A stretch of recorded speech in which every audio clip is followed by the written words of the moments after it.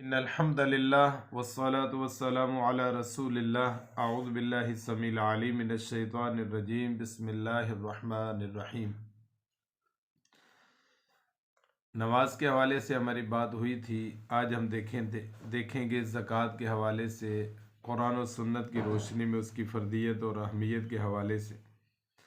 زکوٰۃ عربی زبان کا لفظ ہے اور اس کے معنی ہے پاک ہونا، بڑھنا، نشو و نما پانا، پھلنا پھولنا اور اضافہ ہونا۔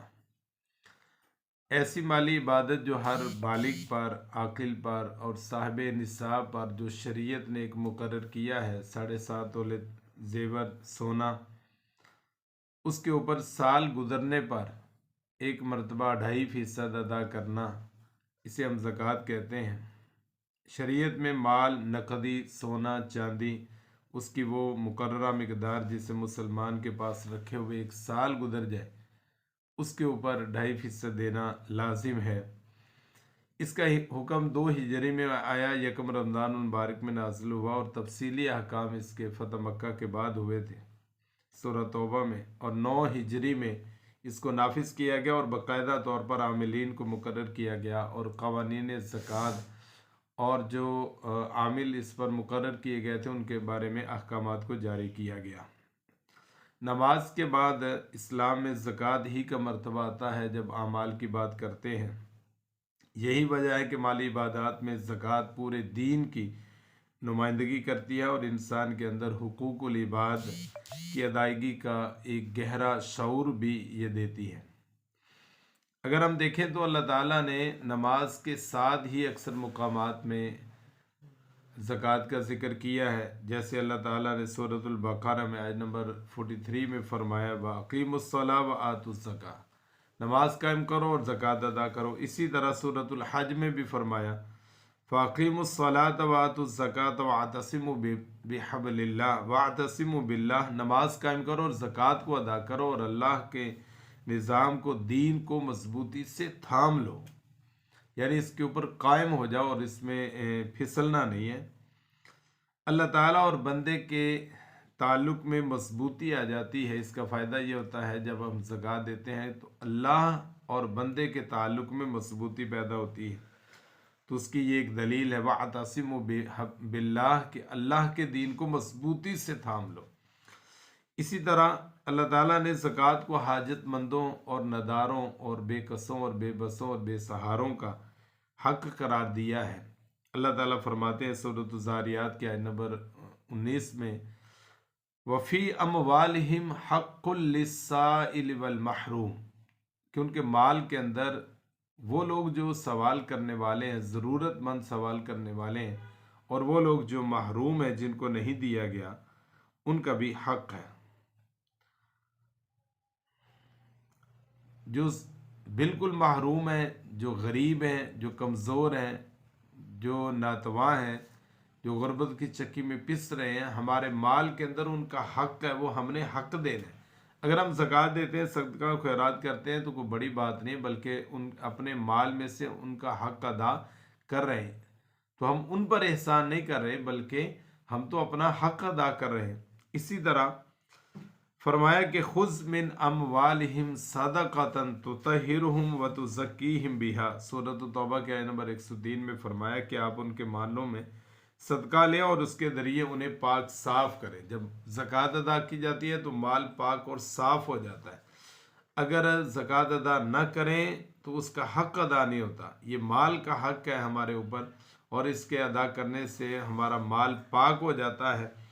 اسی طرح اگر زکوٰۃ ادا نہیں کرتے تو اس کی سزا بھی اللہ تعالیٰ نے سورۃ توبہ کے آیت نمبر 34 میں فرمایا والذین یکنزون الذھب والفضة ولا ينفقونها في سبيل الله فبشرهم بعذاب أليم يوم يحمى عليها في نار جهنم فتكوى بها جباههم وجنوبهم وظهورهم، جو لوگ سونے اور چاندی کو جمع کر کے رکھتے ہیں اور اس کا حق ادا نہیں کرتے، والذین یکنزون الذھب والفضة، سونا اور چاندی تو ان کے پاس ہے، خزانے موجود ہیں، ولا ينفقونها في سبيل الله، اللہ کے راستے میں خرچ نہیں کرتے۔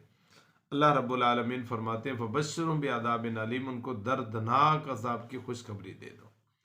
کون سا؟ یوم یحمى علیہا فی نار جہنم، کہ کل قیامت کا دن ہوگا، جہنم کے انگاروں کے ساتھ اس کے مال کو گرم کیا جائے گا اور لوہے کی سلاخ کی طرح بنا کر سلاخ پھر اس کے چہروں پر، اس کے پیشانیوں پر، کولوں پر اسے داغا جائے گا، لگائے جائیں گے اور کہا جائے گا ھذا ما کنزتم لانفسکم فذوقوا ما کنتم تکنزون، یہ تمہارا وہ خزانہ ہے جو دنیا میں تم جمع کر کے رکھتے تھے اور اس کا حق ادا نہیں کرتے تھے، زکوٰۃ نہیں دیتے، آج اس کا مزہ چکھو۔ اللہ تعالی ہم سب کو محفوظ فرمائے۔ اگر ہم اس کی زکوٰۃ دیتے ہیں تو اس کا فائدہ کیا ہے؟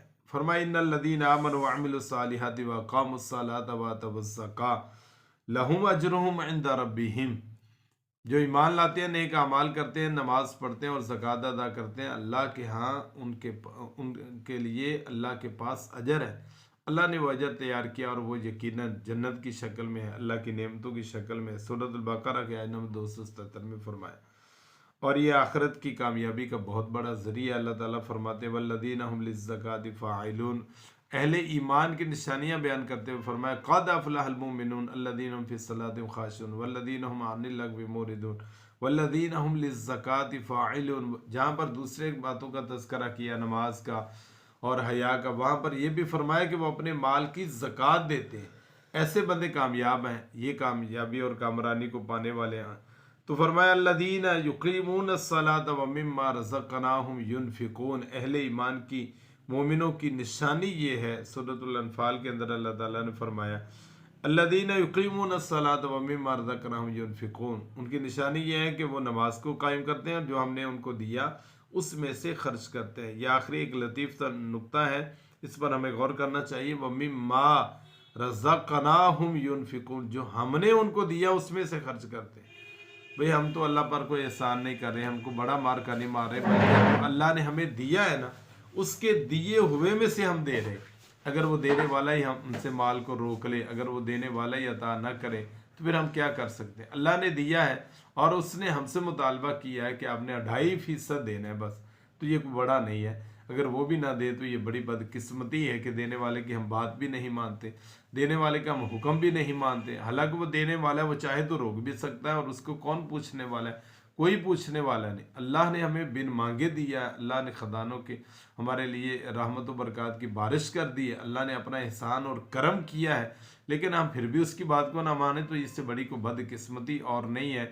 جو ہم زکوٰۃ دیتے ہیں، صدقہ و خیرات کرتے ہیں، دوسروں پر خرچ کرتے ہیں، یہ کو ہم کو اسی پر احسان نہیں کر رہے، ان اپنے مال کا حق دے رہے ہیں اور اپنے اللہ کا حکم مانتے ہوئے دے رہے ہیں اور اپنے مال کو پاک کر رہے ہیں اور اپنے لیے جنت کے راستے کو آسان کر رہے ہیں۔ اللہ تعالی ہمیں مال کا حق ادا کرنے کی توفیق عطا فرمائے۔ السلام علیکم ورحمۃ اللہ وبرکاتہ۔